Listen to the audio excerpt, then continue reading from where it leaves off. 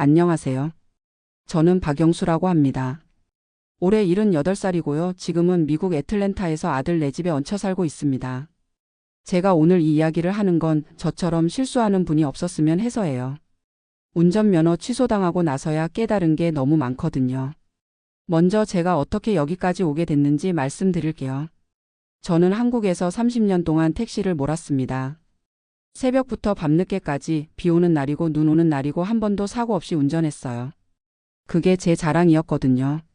아들이 미국에서 자리를 잡고 나서 저희를 불렀을 때 저는 솔직히 좀 망설였어요.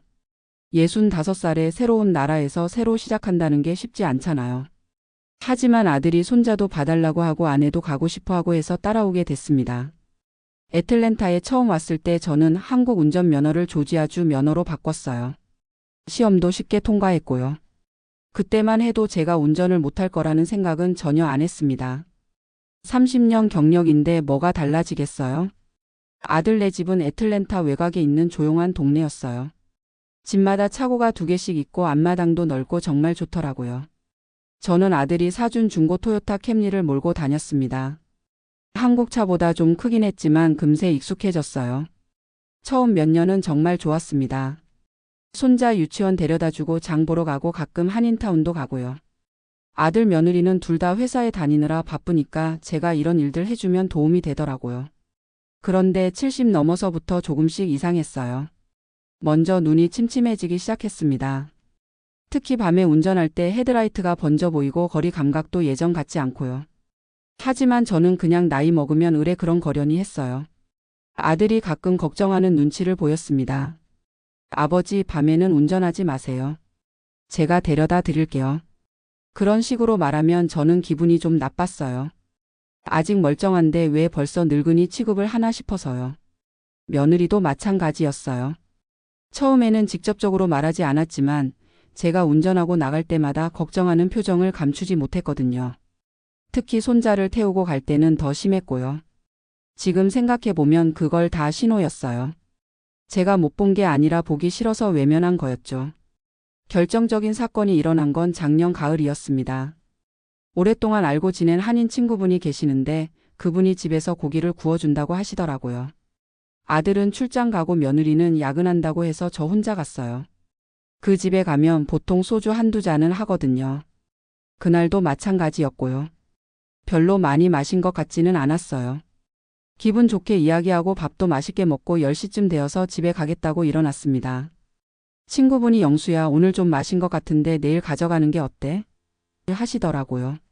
하지만 저는 괜찮다고 했어요. 집도 가깝고 길도 잘 아는 데고 무엇보다 30년 경력이잖아요. 차에 타서 시동을 걸고 집으로 향했습니다. 처음에는 정말 괜찮았어요. 평소보다 조심해서 천천히 운전했고요. 그런데 집에서 한 10분 거리쯤 남았을 때였나? 뒤에서 경찰차 사이렌 소리가 들리더라고요. 처음에는 다른 차를 세우는 줄 알았어요. 그런데 경찰차가 계속 따라오면서 길가에 차를 대라고 하더라고요. 그제서야 저를 세우는 거구나 싶었죠. 경찰관이 창문을 두드리길래 내렸더니 라이선스 앤 레지스트레이션 플리즈 하더라고요. 면허증이랑 등록증 달라는 거죠. 저는 떨리는 손으로 꺼내서 줬어요. 그 경찰관이 제 면허증을 보더니 물어보더라고요. So have you been drinking tonight? 오늘 밤에 술 마셨냐는 거죠. 저는 솔직하게 대답했어요. Yes, a little bit. 조금 마셨다고요. 그러자 그 경찰관이 차에서 내려보라고 하더라고요. 그리고는 숨을 후 불어보라는 기계를 가져왔습니다. 알코올 검출기였어요. 기계에서 삐삐 소리가 나더니 경찰관의 표정이 심각해졌어요. 그리고는 다른 경찰관도 부르고 제게 여러 가지 테스트를 시키더라고요. 일직선으로 걸어보라, 한 발로 서보라, 이런 거요. 사실 전 그런 거 잘못해요. 술을 안 마셔도 균형 감각이 예전 같지 않거든요. 결국 수갑을 채우더라고요. 그때 정말 하늘이 무너지는 것 같았어요. 경찰서에 가서도 다시 알코올 검사를 받았어요. 0.08 이상 나왔다고 하더라고요. 조지아주에서는 0.08 이상이면 음주운전이래요. 저는 그것도 몰랐어요. 아들한테 전화를 걸어야 했는데 정말 창피했어요. 출장지에서 받은 아들의 목소리가 처음에는 놀라더니 나중에는 한숨만 쉬더라고요. 아버지, 제가 금방 갈게요. 아무 말씀하지 마시고 기다리세요. 보석금을 내고 나올 때까지 몇 시간이 걸렸어요. 아들이 와서 저를 데리고 갈 때 차 안 분위기는 정말 무거웠어요. 아들은 화가 나 있었지만 꾹 참고 있다는 게 느껴졌어요. 집에 도착해서 며느리한테도 사과했어요. 며느리는 괜찮다고 했지만 목소리에서 실망이 묻어나더라고요. 특히 손자가 걱정된다는 말을 할 때는 정말 죄송했어요. 그 다음부터가 진짜 지옥이었어요. 변호사도 구해야 하고 법정에도 나가야 하고요. 변호사비만 몇천 달러 들었어요. 아들이 다 해결해 주긴 했지만 마음이 너무 무거웠죠. 법정에서 판사가 면허 취소 6개월, 벌금 1,500달러 그리고 알코올 교육 프로그램 이수 명령을 내렸어요. 면허증을 바로 반납하라고 하더라고요. 면허증을 내줄 때의 그 기분을 뭐라고 설명해야 할까요? 마치 제 정체성을 빼앗기는 것 같았어요. 30년 넘게 운전해온 제가 갑자기 운전을 못하게 된 거잖아요. 집에 돌아와서야 진짜 현실을 느꼈어요. 차는 차고에 그대로 있는데 저는 만질 수도 없는 거예요. 어디 갈 일이 있으면 아들이나 며느리한테 부탁해야 하고요. 처음 몇 주가 가장 힘들었어요. 혼자서는 아무 데도 갈 수 없으니까 집에만 있게 되더라고요. 병원 갈 일이 있어도 아들 회사 스케줄 맞춰야 하고 장 보러 가는 것도 며느리 편한 시간에 같이 가야 하고요. 가장 서러웠던 건 한인타운에 있는 친구들을 만나기 어려워진 거예요. 버스도 있긴 한데 하루에 2번밖에 안 와요. 그것도 시간이 정확하지 않고요. 택시나 우버를 부르자니 돈도 많이 들고 영어도 잘 안 되고 해서 쉽지 않더라고요. 아들이 아버지 우버 어플 깔아드릴까요? 하길래 배워보기로 했어요. 스마트폰 사용 법부터 다시 배워야 했죠. 며느리가 천천히 가르쳐 줬어요. 첫 번째 우버를 탔을 때 기사가 한국 분이더라고요. 그분이 제 사정을 듣고는 아이고 힘드시겠어요. 여기서 차 없으면 정말 불편하죠 하시면서 공감해 주시더라고요. 그때 정말 고마웠어요. 그분한테 들어보니 저 같은 경우가 생각보다 많다고 하더라고요. 나이 드신 한인분들이 운전하다가 사고 나거나 면허 문제 생기는 경우가 종종 있다고요. 그래서 한인 커뮤니티에서 카풀도 하고 서로 도와주기도 한다고 하시더라고요. 저도 그런 모임에 나가보라고 하시길래 용기를 내서 가봤어요. 처음 갔을 때는 정말 창피했어요. 다들 제 사정을 아니까 동정하는 눈으로 보는 것 같더라고요. 하지만 시간이 지나니까 그분들이 진짜 도움을 많이 주시더라고요. 병원 갈 때 같이 가주시고 장 볼 때도 태워주시고요. 처음에는 미안해서 어떻게 해야 할지 모르겠더라고요. 그런데 그분들이 우리도 언젠가는 이런 상황이 올 수 있어요. 서로 도우며 사는 거죠 하시더라고요. 면허 취소 3개월쯤 지나서는 조금 적응이 됐어요. 우버 부르는 것도 익숙해지고 버스 시간표도 외우고 동네 한인분들과도 친해지고요. 그런데 여전히 아쉬운 건 자유롭게 돌아다닐 수 없다는 거예요. 갑자기 어디 가고 싶어도 혼자서는 못 가잖아요. 특히 밤에 응급 상황이 생기면 어떻게 해야 할지 걱정돼요. 6개월이 다 지나서 면허를 다시 받을 수 있게 됐을 때 저는 고민이 많았어요. 다시 운전을 해야 하나 말아야 하나요? 아들은 솔직하게 말하더라고요. 아버지 솔직히 걱정돼요. 아버지 나이에 반응 속도도 예전 같지 않고 시력도 많이 안 좋아지셨잖아요. 며느리도 마찬가지였어요. 아버지 안전이 가장 중요해요. 만약에 사고라도 나면 어떻게 해요? 의사 선생님께도 물어봤어요. 그분이 솔직하게 말씀해 주시더라고요. 미스터 박 사실 몇 달 전에도 말씀드렸잖아요. 밤 운전은 피하시라고요. 당뇨 때문에 시력도 영향을 받고 있고요. 그제서야 깨달았어요. 의사 선생님이 이미 경고를 해주셨는데 제가 듣지 않았던 거예요. 가족들이 걱정하는 것도 다 이유가 있었던 거고요. 결국 저는 면허를 다시 받았지만 운전은 하지 않기로 했어요. 대신 아들이 제 이름으로 된 차를 팔고 그 돈으로 우버 계정에 크레딧을 많이 넣어줬어요. 지금은 완전히 다른 방식으로 살고 있어요. 어디 갈 일이 있으면 미리 계획을 세우고 우버나 한인분들께 부탁드리고요. 급한 일이 있을 때는 아들이나 며느리한테 연락하고요. 처음에는 정말 답답했어요. 자유롭게 돌아다니던 게 얼마나 소중한지 잃어보고 나서야 알겠더라고요. 하지만 지금은 조금 다르게 생각해요. 사고가 나지 않은 게 천만다행이에요. 만약에 제가 음주운전하다가 다른 사람을 다치게 했다면 어떻게 됐을까요? 그 죄책감은 평생 안고 살아야 했을 거예요. 그리고 이렇게 살아보니까 나름대로 장점도 있어요. 우버를 타면서 여러 기사분들과 이야기할 기회도 생기고 한인 커뮤니티 분들과 더 가까워지기도 했고요. 며느리가 가끔 아버지 우버비 많이 나가죠? 미안해요 하는데 저는 이렇게 말해요. 그깟 돈이 뭐가 중요해? 안전이 더 중요하지. 손자도 이제 많이 컸어요. 가끔 할아버지 왜 운전 안 해요? 하고 물어보면 할아버지가 이제 나이가 많아서 안전하게 다른 방법으로 다니는 거야 하고 설명해줘요. 지금 생각해보면 제가 너무 고집을 부렸어요.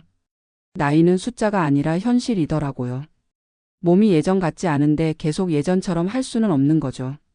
한국에 계신 분들 중에서도 비슷한 고민을 하시는 분들이 많을 거예요. 운전면허 반납하기가 쉽지 않잖아요.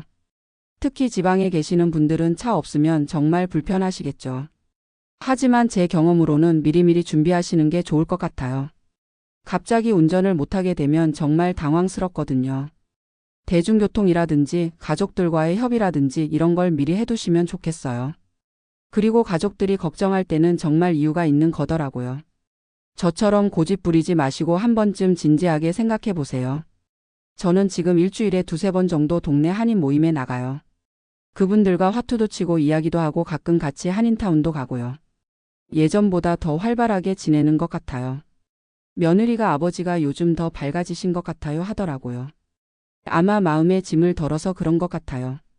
사고 날까봐 걱정하면서 운전하는 것보다 이게 낫더라고요. 물론 가끔은 아쉬워요. 혼자 드라이브하는 맛이라든지 갑자기 어디 가고 싶을 때 바로 갈 수 있는 자유로움이라든지요. 하지만 그런 걸 포기하는 대신 얻은 것도 많아요. 안전함이 가장 크고 가족들이 걱정하지 않아도 되니까 집안 분위기도 훨씬 좋아졌어요. 아들이 요즘 저한테 아버지 현명한 선택하셨어요 하고 말해줘요. 처음 들었을 때는 좀 서운했어요.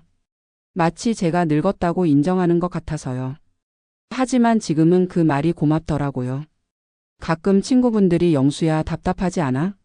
하고 물어보세요. 솔직히 말하면 답답할 때도 있어요. 하지만 그보다는 마음이 편해요. 더 이상 내가 사고 낼까봐 걱정하지 않아도 되니까요. 특히 겨울에 눈 올 때나 비 많이 올 때 보면 정말 다행이라는 생각이 들어요. 예전에는 그런 날씨에도 억지로 운전했거든요. 지금은 그냥 집에서 편하게 있으면 돼요. 우버 기사분들과 이야기하다 보면 정말 다양한 분들을 만나게 돼요. 어떤 분은 저처럼 나이 드신 한인분이고 어떤 분은 젊은 아프리카계 미국인이고요. 그분들 이야기 듣는 재미도 쏠쏠해요. 특히 기억에 남는 기사분이 한 분 계세요. 60대 흑인 할아버지였는데 그분도 몇 년 전에 면허를 자진 반납하셨다고 하더라고요. 미스터 I know how you feel. It's hard but right thing to do. 어떤 기분인지 안다. 힘들지만 옳은 일이다. 그런 말씀을 해주시더라고요. 그분 말씀이 나이가 들면 겸손해져야 한다는 거였어요. 젊을 때는 뭐든 할 수 있다고 생각하지만 나이가 들면 할 수 없는 것들을 인정해야 한다고요. 그 말이 정말 와닿더라고요. 동네 한인 모임에서 만난 할머니 한 분은 저보다 더 극단적이세요. 70세에 면허를 아예 포기하셨어요. 사고가 난 건 아니고 그냥 무서워서요. 내가 다른 사람 다치게 하면 어떻게 하시면서요. 처음에는 그분이 너무 소심하다고 생각했어요. 하지만 지금은 그분이 더 용감하셨던 것 같아요.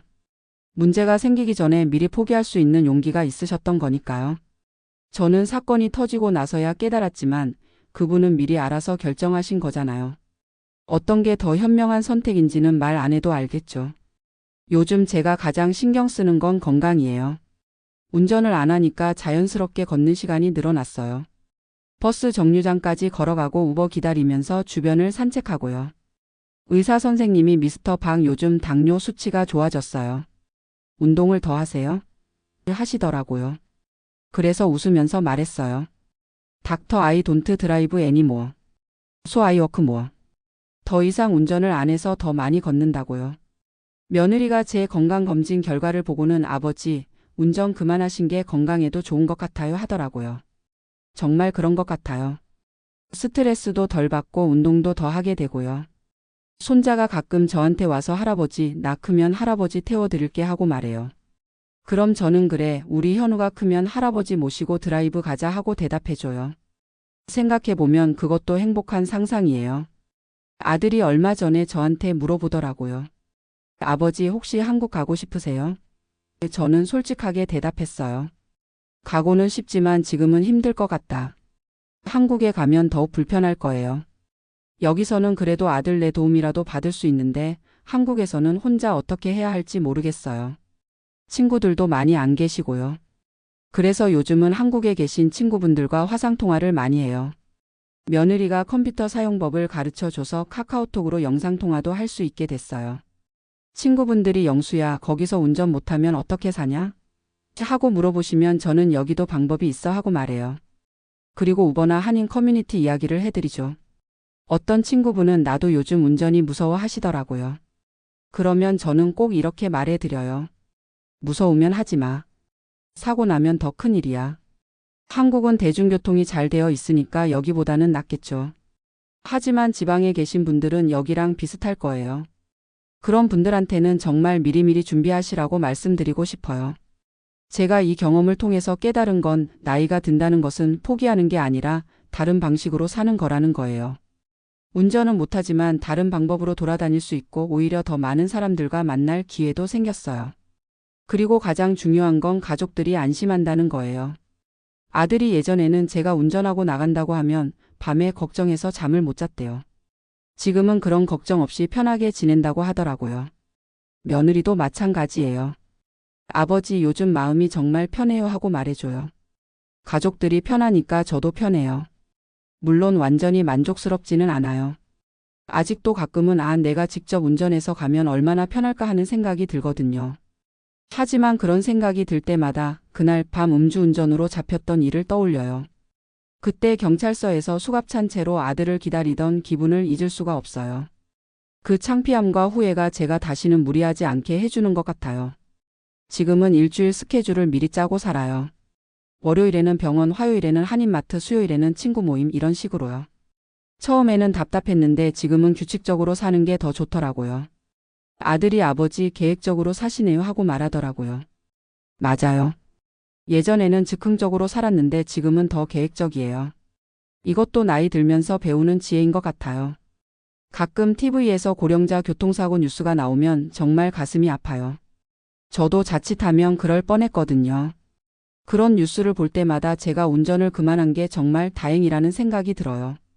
며느리가 아버지처럼 현명하게 결정하시는 분들이 더 많아졌으면 좋겠어요 하고 말해줘요.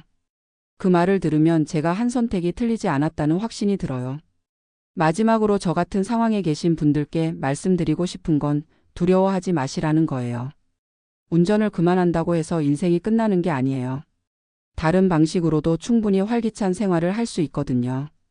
물론 처음에는 불편하고 답답해요.